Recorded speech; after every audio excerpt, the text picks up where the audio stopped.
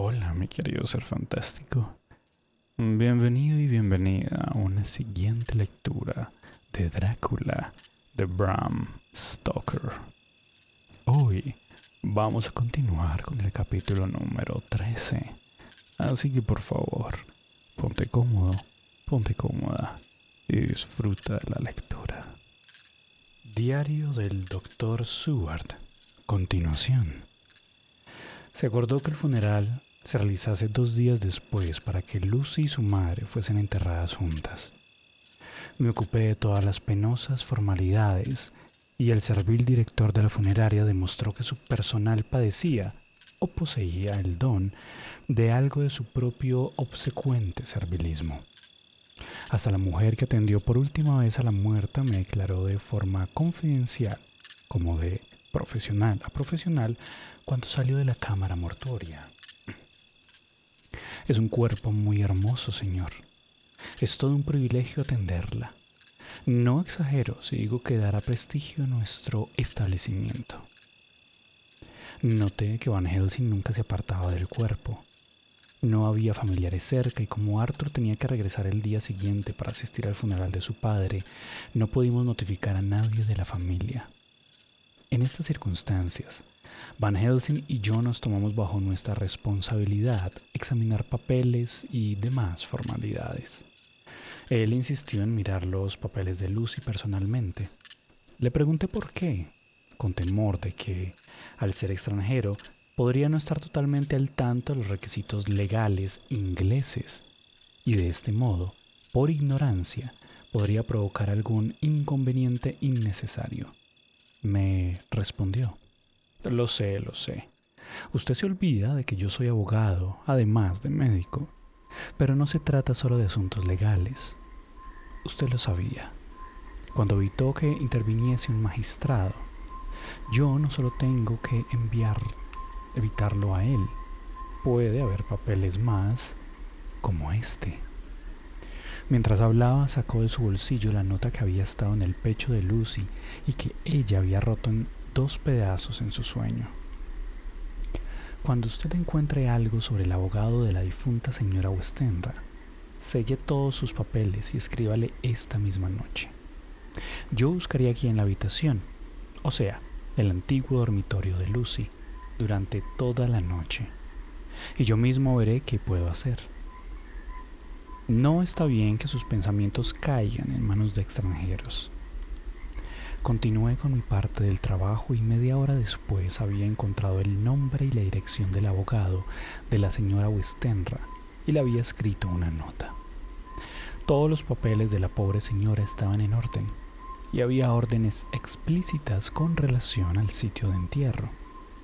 Acababa de sellar la carta cuando Van Helsing entró en la habitación, cosa que me sorprendió y dijo: ¿puedo ayudarlo, amigo? He terminado y, si lo desea, estoy a su disposición. ¿Ha encontrado lo que buscaba? Le pregunté, a lo cual me respondió: no buscaba nada en especial, solo esperaba encontrar algo y lo he encontrado. Solo algunas cartas, unas pocas notas y un diario nuevo recién empezado. Pero lo tengo todo aquí y por hoy no diremos nada de esto. Veré a ese pobre muchacho mañana y con su autorización utilizaré alguno de ellos. Cuando terminamos nuestro trabajo me dijo: y ahora, amigo John, creo que podemos irnos a la cama. Los dos necesitamos dormir y descansar para recuperarnos. Mañana nos aguarda una ardua tarea, pero por hoy no tenemos más que hacer. Ay de mí.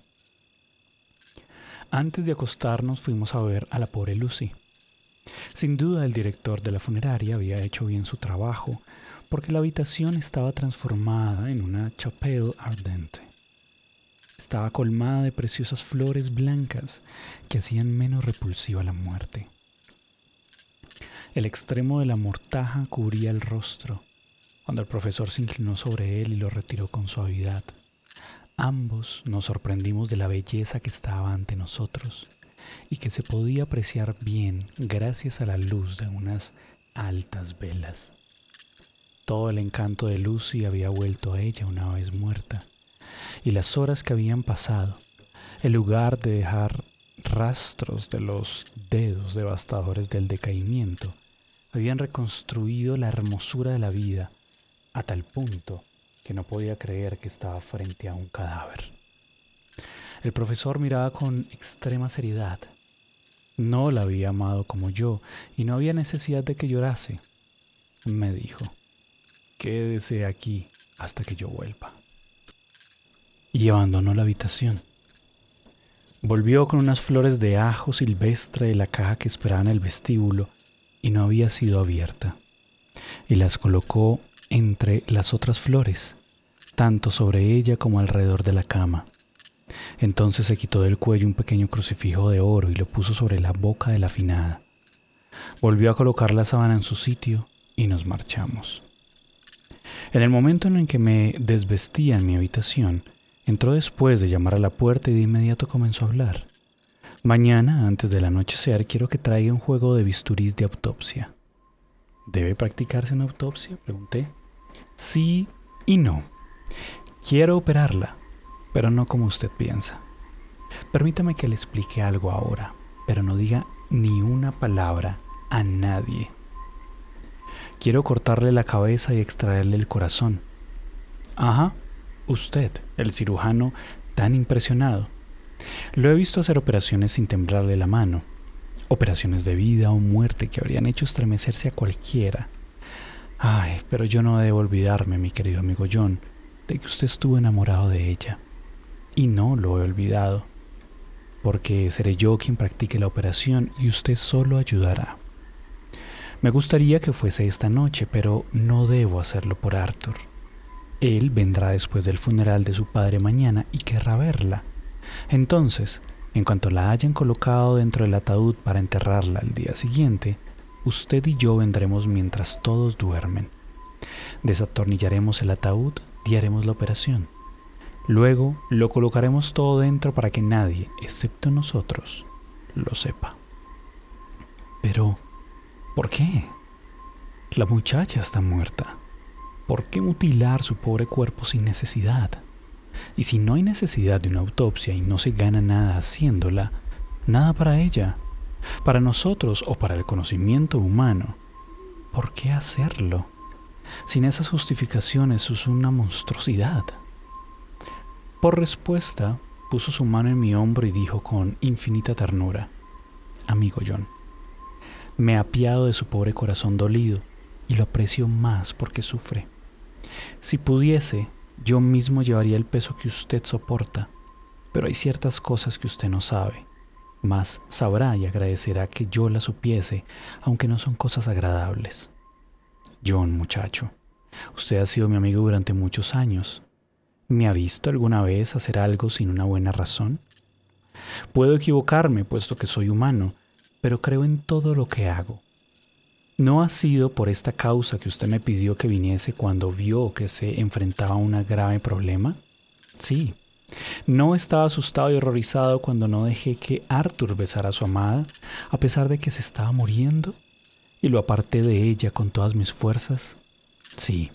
Y sin embargo, vio como ella me lo agradeció. ¿Besó mi mano tosca y vieja y me dio su bendición? Sí. ¿Y no me escuchó jurarle y no vio que ella cerró sus ojos agradecida? Sí. Bien. Tengo buenas razones ahora para todo esto. Usted ha confiado en mí durante muchos años. Ha creído en mí durante las semanas que han pasado. Cuando sucedían cosas tan extrañas que podrían haberle hecho dudar, confié en mí un poco más, amigo John. Si no confía en mí, tendré que contarle lo que pienso y tal vez eso no sea bueno. Y si hago el trabajo, porque lo haré, sin importarme si confía en mí o no, lo haré con el corazón apesumbrado y me sentiré solo en un momento en que necesito la mayor ayuda y coraje. Se detuvo por un instante y luego continuó con solemnidad. Amigo John, se presenta ante nosotros días extraños y terribles. Seamos uno y no dos, para que podamos trabajar y llegar a un buen fin. ¿No tendrá fe en mí? Tomé su mano y se lo juré. Sostuve la puerta abierta y él salió. Lo vi entrar en su habitación y cerrar la puerta. Me quedé inmóvil. Vi a una de las criaturas atravesar silenciosamente el pasillo, de espaldas a mí, y entrar en la habitación donde estaba Lucy. La escena me conmovió. La devoción es muy rara y la agradecemos mucho a quienes la muestran a cara descubierta, a quienes amamos. Aquí estaba esta pobre muchacha, dejando a un lado los miedos que naturalmente sentiría por la muerte, yendo sola a velar a su señora, a quien quería, para que el pobre cuerpo sin vida no estuviese solo hasta que alcanzara el descanso eterno. Debo de haber dormido mucho y profundamente porque era pleno día cuando Van Helsing me despertó al entrar en mi habitación. Se acercó hasta mi cama y dijo: «No es necesario que se preocupe por los bisturís. No haremos la operación». «¿Por qué no?», pregunté, porque su solemnidad de la noche anterior me había impresionado mucho. «Porque», dijo con seriedad, «es demasiado tarde, o demasiado pronto. Mire», y levantó un pequeño crucifijo de oro. «Esto fue robado durante la noche». «¿Cómo pueden haberlo robado?», pregunté sorprendido. «Si usted lo tiene ahora». «Porque lo recuperé de la despreciable desgraciada que lo había robado, de la mujer que robó a la muerte y a los vivos. Su castigo llegará con seguridad, pero no por mis manos. Ella sabía muy bien lo que hacía, y aún sabiéndolo, lo robó. Ahora debemos esperar». Una vez dicho esto, se fue, dejándome solo con un nuevo misterio en cual pensar, una nueva perplejidad contra la cual luchar. La mañana fue monótona, pero al mediodía vino el abogado. El señor Marquand, del bufete de Holman, Sons, Marquand and Littrell, era muy bueno. Valoró mucho lo que habíamos hecho y liberó de nuestras manos la atención que requerían los detalles. Durante el almuerzo, nos dijo que la señora Westenra esperaba desde algún tiempo que le llegase una muerte repentina debido a su corazón y había puesto todo en absoluto orden. Nos informó que con la excepción de cierta propiedad en fideicomiso del padre de Lucy, que ahora, a falta de descendencia directa, volvía a una rama distante de la familia, absolutamente todas las posesiones, reales y personales, quedaban en manos de Arthur Holmwood. Una vez dicho esto, continuó: «Honestamente nos empleamos a fondo para evitar esa disposición del testamento y señalamos que ciertas contingencias podían dejar a su hija sin un penique o impedirle actuar con plena libertad en relación a su alianza matrimonial. Realmente presionamos tanto en este asunto que nada más entrar llegamos a un enfrentamiento, porque ella nos preguntó si estábamos preparados para llevar adelante su voluntad. Desde luego, llegamos a este punto, no teníamos otra alternativa sino aceptar. Teníamos razón en cuanto al principio y podríamos demostrar la validez de nuestro juicio en el 99 de cada 100 casos, por la lógica de los acontecimientos. No obstante, para ser honesto, debo admitir que en este caso, cualquier otra forma de disposición hubiese hecho imposible llevar adelante su voluntad, porque al producirse su defunción antes que la de su hija, esta última habría resultado heredera de todas sus posesiones y aun cuando sobreviviese a su madre solo durante 5 minutos, en el caso de que no dejase testamento, y hacerlo hubiera sido en la práctica imposible, a su muerte sus bienes habrían sido tratados como intestados. En este caso, Lord Godalming, a pesar de ser un amigo tan querido, no habría tenido ningún derecho a reclamar y otros herederos, por más remotos que fueran, habrían tenido razones sentimentales para no renunciar a sus derechos para dejarlos en manos de un extraño. Les aseguro, caballeros, que me alegro por el resultado. Me alegro mucho. Era una buena persona, pero la alegría que le producía este pequeño asunto en el que estaba oficialmente interesado, en una tragedia tan grande, fue una lección objetiva para que se limitase nuestra comprensión de su postura. No se quedó mucho tiempo, pero dijo que pasaría más tarde para ver a Lord Godalming. A pesar de todo, que volviese sería un cierto alivio para nosotros, puesto que nos aseguraba que no tendríamos que lidiar con críticas hostiles por ninguno de nuestros actos. Esperábamos a Arthur a las 5, de modo que un rato antes de esa hora visitamos la cámara mortuoria. Lo era realmente, porque tanto la madre como la hija yacían en ella.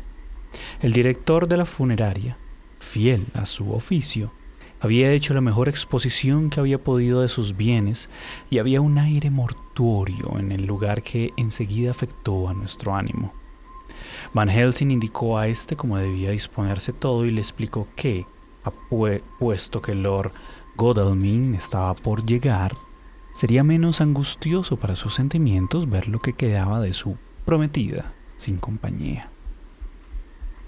El director pareció muy afectado al darse cuenta de su propia estupidez y se dedicó personalmente a volver a poner todo como estaba la noche anterior, para que cuando Arthur viniese se evitase cualquier posible impresión que pudiese afectar a sus sentimientos.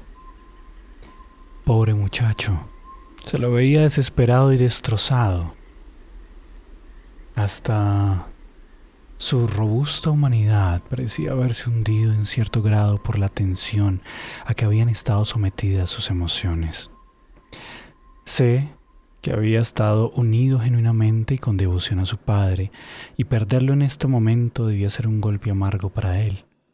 Conmigo fue cálido como siempre, y con Van Helsing fue delicadamente cortés, pero no pude dejar de advertir que había cierta reserva hacia él. El profesor también lo notó y me hizo un gesto para que lo llevase arriba. Lo hice y lo acompañé hasta la puerta de la habitación, porque pensé que le gustaría estar a solas con ella, pero él me tomó del brazo y me hizo entrar, mientras decía con voz ronca: «Tú también la amabas». Ella me lo contó todo, y no había para ella un amigo más allegado que tú. No sé cómo agradecerte todo lo que has hecho por ella. Aún no puedo pensar. Entonces se derrumbó y, abrazándome, apoyó su cabeza sobre mi pecho y gritó: «Ay, Jack, Jack, ¿qué voy a hacer? La vida parece apartarse de mí y ya no siento ningún incentivo para seguir viviendo». Lo consolé lo mejor que pude. En esos casos no se requiere decir mucho. Un apretón de manos, poner el brazo sobre el hombro, un sollozo al unísono, son expresiones de comprensión que agradece el corazón. Me quedé quieto y en silencio hasta que terminó de llorar y luego le dije suavemente: «Ven a mirarla». Juntos nos acercamos hasta la cama y levantamos el paño que cubría su cara. Dios, qué hermosa estaba. Cada hora que pasaba parecía serla más hermosa. En cierto modo me asustaba y me sorprendía. Y en lo que respecta a Arthur, sintió un temblor y finalmente le asaltó una duda como un escalofrío. Por fin, después de una larga pausa, me dijo con un débil susurro: «Jack, ¿está realmente muerta?».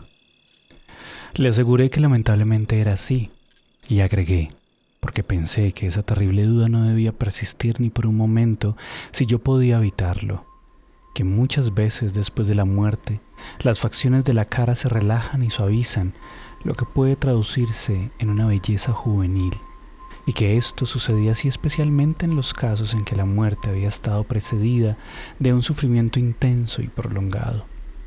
Mis palabras parecieron convencerlo, y después de arrodillarse junto a la camilla y contemplarla con un amor durante largo rato, se hizo a un lado. Le dije que debía decirle adiós, ya que iban a meterla en el ataúd, de modo que regresó y tomó su mano muerta y la besó. Luego se inclinó y besó su frente. Después se alejó mirándola por encima de su hombro hasta que traspuso el umbral. Lo dejé en el salón y fui a buscar a Van Helsing, el cual estaba indicando al personal de la funeraria que procediera con los preparativos para cerrar el ataúd. Le comenté la pregunta de Arthur, a lo cual me respondió: «No me sorprende nada. Yo mismo lo dudé durante unos momentos». Cenamos todos juntos y noté que el pobre Art trataba de esforzarse por disimular su dolor. Van Helsing estuvo callado toda la cena, pero cuando encendimos nuestros cigarros, dijo: «Milord».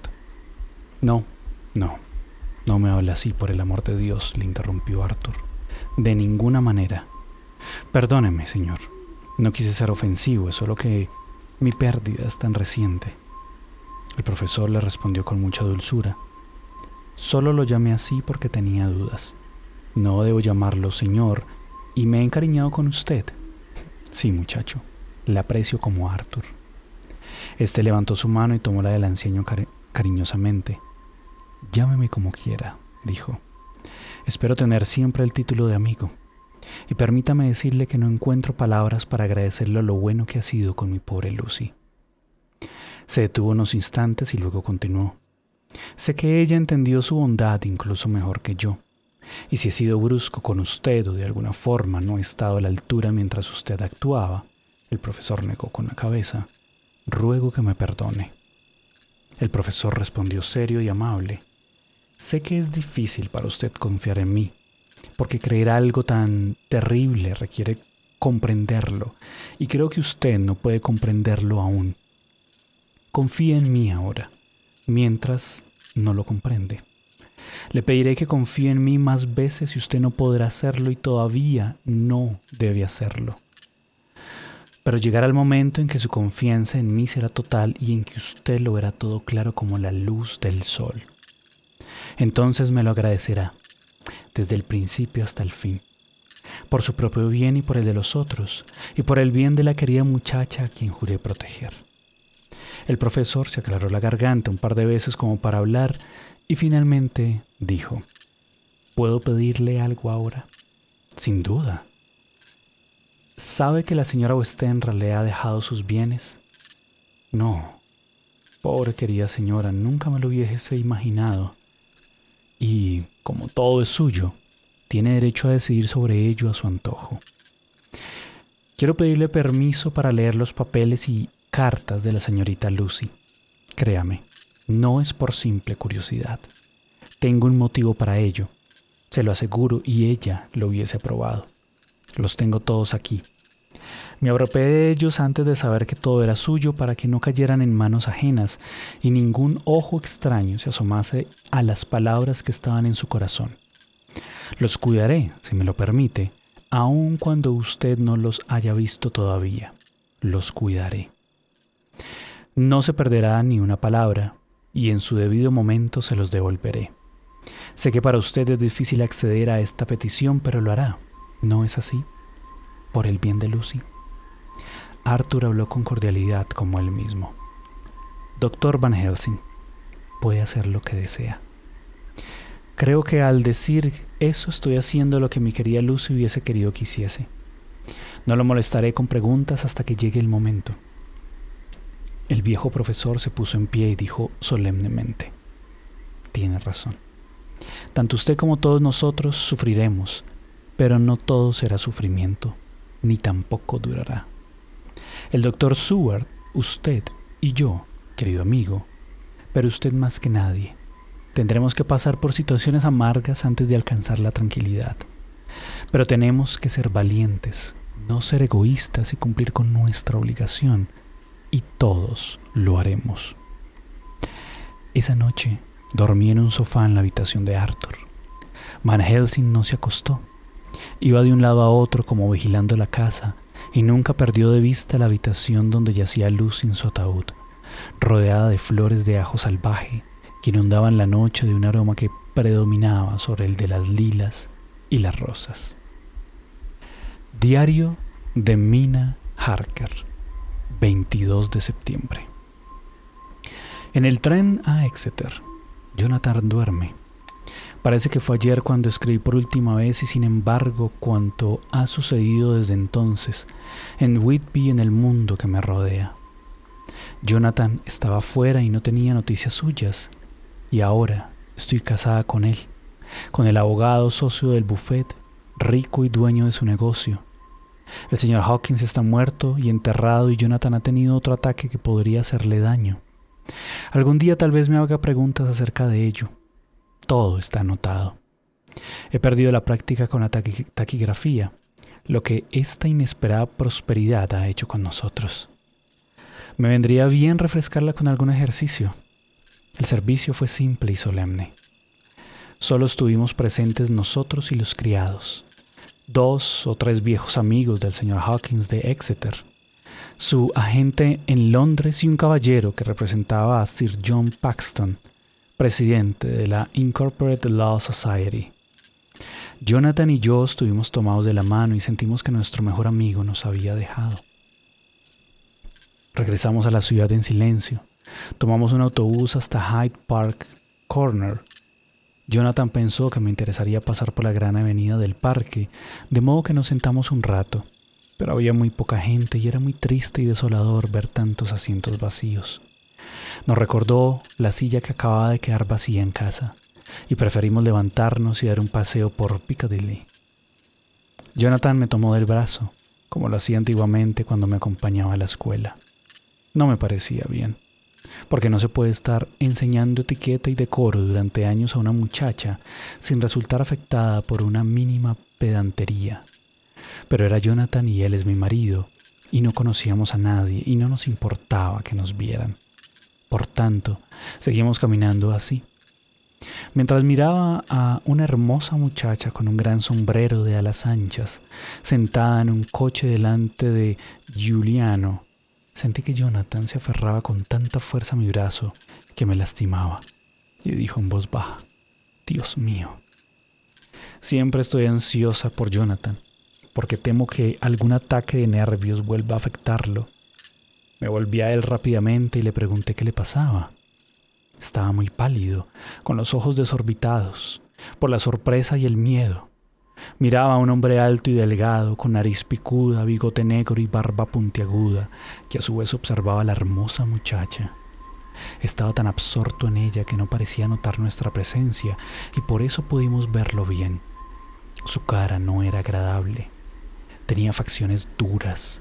Era cruel y sensual, y sus grandes dientes blancos, que parecían más blancos aún en contraste con el rojo intenso de sus labios, estaban afilados como los de un animal, y Jonathan no dejaba de mirarlo, tanto que tuve miedo de que él lo notase, y también temí que lo afectase, pues parecía muy violento y desagradable.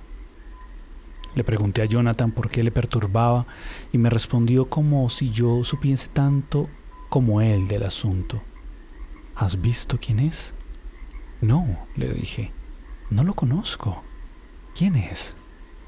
Su respuesta me conmocionó porque me habló como si no supiese que era conmigo, con Mina, con quien hablaba. Ese es el hombre. El pobre estaba evidentemente aterrorizado por algo. Creo que si no hubiese estado yo allí para que se apoyase en mí para sujetarlo, se hubiera ido al suelo. Seguía con la mirada fija en el hombre. Alguien salió de la tienda con un pequeño paquete y se lo dio a la muchacha, quien entonces se fue. Nuestro oscuro hombre mantenía los ojos fijos en ella, y cuando su coche arrancó para subir por Piccadilly, llamó a un coche de alquiler. Jonathan seguía mirándolo y dijo para sí mismo: «Creo que es el conde. Pero está más joven. Puede ser verdad. Ay, Dios mío, si lo hubiese sabido».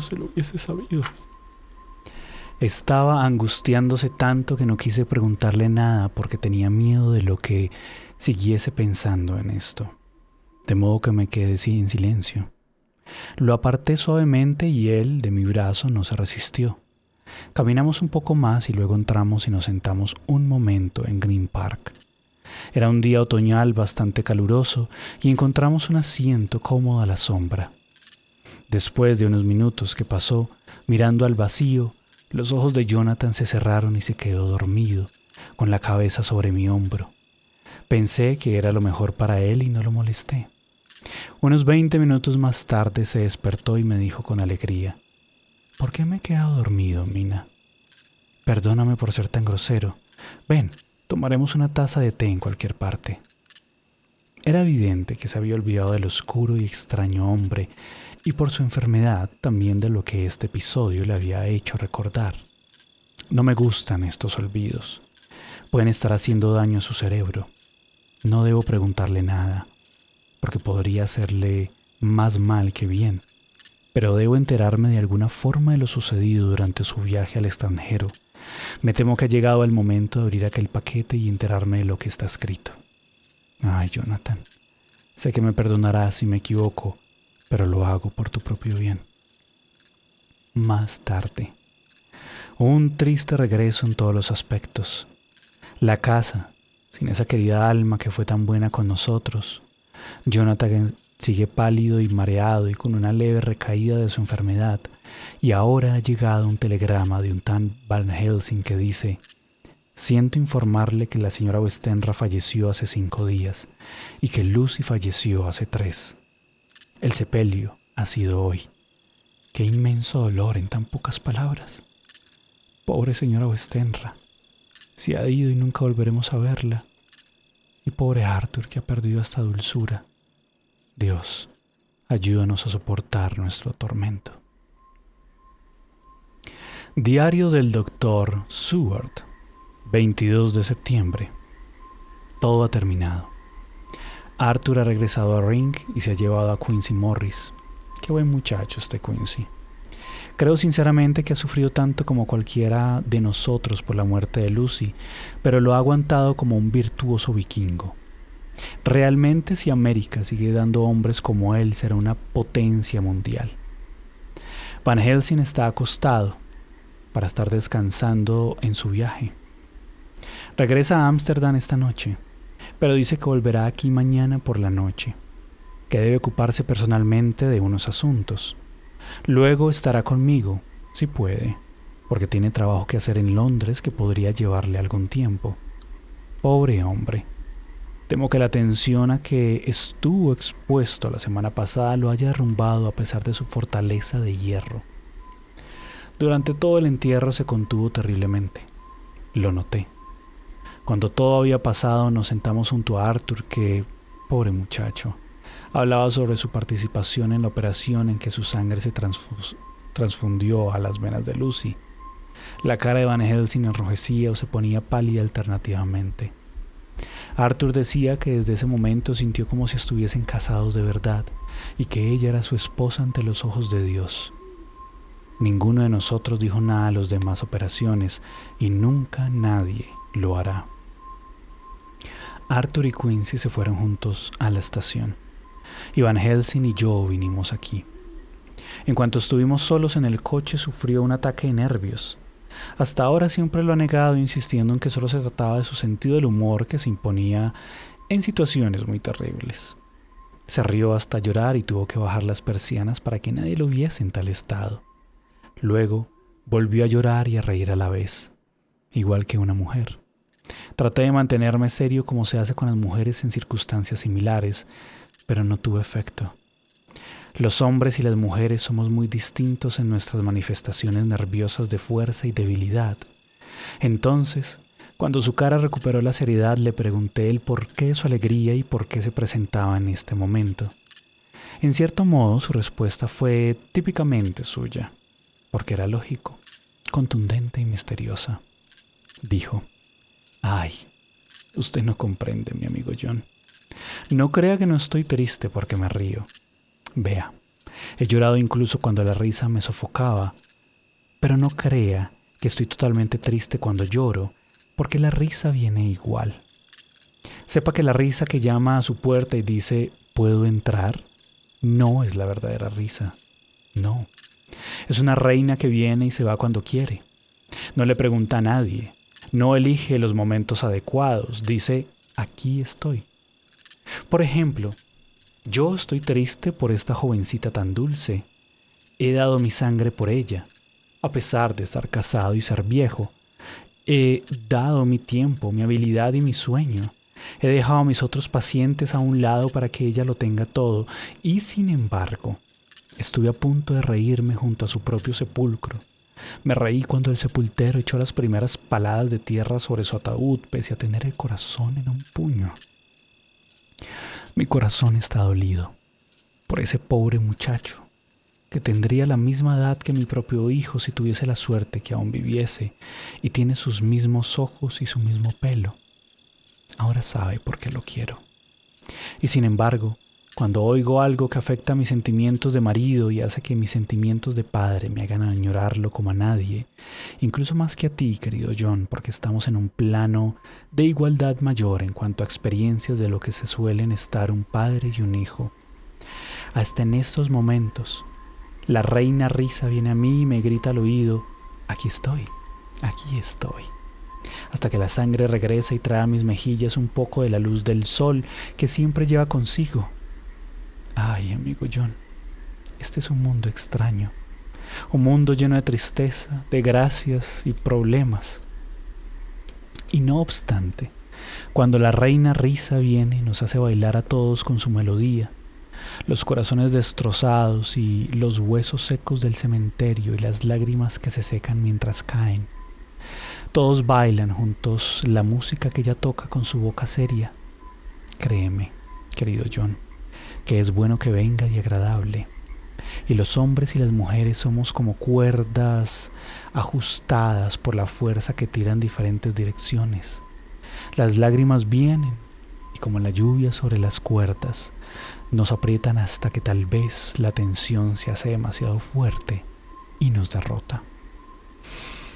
Pero la reina risa llega como el sol y afloja nuevamente las tensiones y soportamos seguir con nuestra tarea, sea la que sea. No quería herirlo, sugiriendo que no entendía su idea, pero como aún no comprendía la causa de su risa, le pregunté cuál era. Al responderme, su cara se puso seria y dijo en un tono totalmente diferente: ay, era la macabra ironía que tenía todo. Esta encantadora señorita adornada con flores, que lucía tan hermosa como si viviese, tanto que uno se preguntaba si era cierto que había muerto. Reposa ahora en esa bella tumba de mármol, en ese desolado cementerio, donde descansan muchos de su familia junto a su madre que la quería y a quien ella quería. Y esa sagrada campana que suena tan, tan, tan triste y lentamente. Y esos santos hombres con las guirnaldas blancas de ángel que simulaban leer libros y sin embargo, durante todo el tiempo sus ojos nunca miraban las páginas. Y todos nosotros con la cabeza inclinada. ¿Y para qué? Ella está muerta. ¿No es así? Por lo que más quiera, profesor, dije. No veo nada gracioso en todo esto.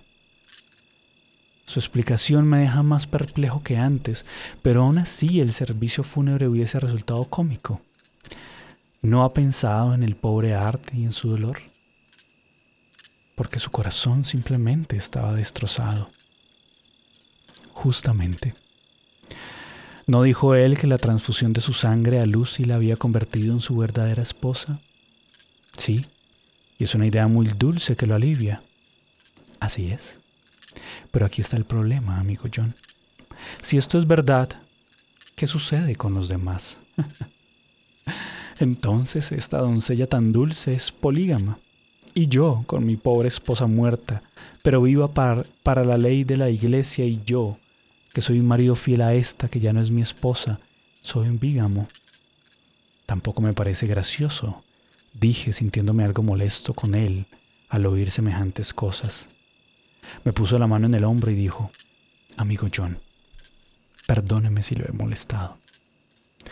No suelo mostrar mis sentimientos si es que pueden herir a otros, pero en usted, mi viejo amigo, puedo confiar.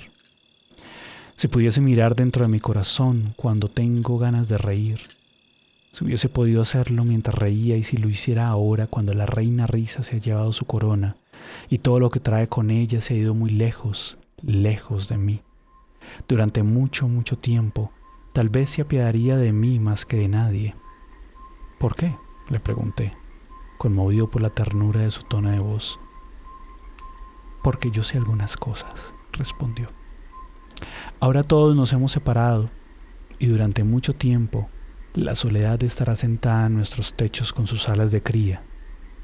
Lucy está en el panteón de su familia, un panteón señorial en un cementerio solitario, lejos del bullicio de Londres, donde el aire fresco y el sol salen sobre Hampstead Hill, donde las flores crecen salvajes. Puedo dar por terminado este diario, y solo Dios sabe si comenzaré otro. Si lo hago, o si vuelvo a abrir este mismo, será para hablar de otra gente y de diferentes cosas, porque aquí, al final, cuando he terminado de relatar el romance de mi vida, aquí vuelvo a tomar el hilo de mi trabajo y digo, con tristeza y sin esperanzas, fin. Westminster Gazette, 25 de septiembre. El misterio de Hampstead. En el barrio de Hampstead están ocurriendo una serie de acontecimientos que parecen ser paralelos a los que se han dado a conocer bajo titulares como el horror de Kensington, la mujer del puñal, la mujer de negro. Durante los últimos 2 o 3 días ha habido varios casos de niños pequeños extraviados de sus casas o que no han regresado puntualmente de sus juegos en el Heath. En todos los casos los niños eran demasiado jóvenes para hacer un relato adecuado de lo que les había sucedido. Pero todos coincidían en la excusa de que habían estado con una dama que cautiva. Siempre era al atardecer cuando se los echaba de menos y en 2 ocasiones no se les encontró hasta la mañana siguiente. Por lo general se supone en el vecindario que, como el primero de los niños perdidos dio como explicación de su desaparición que una dama que cautiva lo había invitado a dar un paseo, los otros utilizaron la misma frase que servía también para su ocasión. Esto es muy natural, porque el juego predilecto de los pequeños hoy en día es engañarse entre ellos con artimañas. Un periodista nos escribe que es muy gracioso ver a los niñitos simulando ser la dama que cautiva. Algunos de nuestros caricaturistas deberían, agrega, aprender de la ironía de lo grotesco comparando la realidad y esta representación. Que la dama que cautiva tenga un papel tan popular en estas representaciones al aire libre solo se explica porque concuerda con los principios generales de la naturaleza humana. Nuestro periodista ingenuamente dice que Ellen Terry no conseguiría ser tan atractiva como algunos de esos pequeños niños de cara sucia simulan, y tal vez se imaginen estar. No obstante, hay un aspecto que posiblemente sea grave en este asunto, porque algunos de los niños, en realidad todos los que han perdido por la noche, tienen un leve rasguño y herida en el cuello. La herida se parece a la que podrían hacer una rata o un perro pequeño, y aunque no es muy importante, individualmente demostraría que cualquiera que sea el animal que la produzca tiene su propio sistema o método. La policía del área ha recibido instrucciones de vigilar a los niños que anden por los alrededores de Hampstead Heath, en especial a los más pequeños, así como cualquier perro callejero que merodee por allí. Westminster Gazette, 25 de septiembre, número especial. El horror de Hampstead. Otro niño herido. La dama que cautiva. Se nos acaba de informar que otro niño, perdido la pasada noche, fue encontrado por la mañana bajo un arbusto en brezo en Shooters Hill de Hampstead Heath, que es, tal vez, una de las zonas menos frecuentadas. Tiene la misma pequeña herida en el cuello que se ha notado en otros casos. Estaba extremadamente débil y se lo veía muy demacrado. También, cuando se recuperó parcialmente, contó la historia común de haber sido convencido con engaños por la dama que cautiva. Fin del capítulo 13. Pérdidas. El final de varios diarios. El final de historias. Y al parecer, el comienzo de otras. Gracias por acompañarme en esta lectura, mi querido ser fantástico. Y también muchas gracias a todos los miembros del canal por hacer esto posible. Un fuerte abrazo de agradecimiento. Por ahora, vamos a descansar y nos veremos en el próximo capítulo.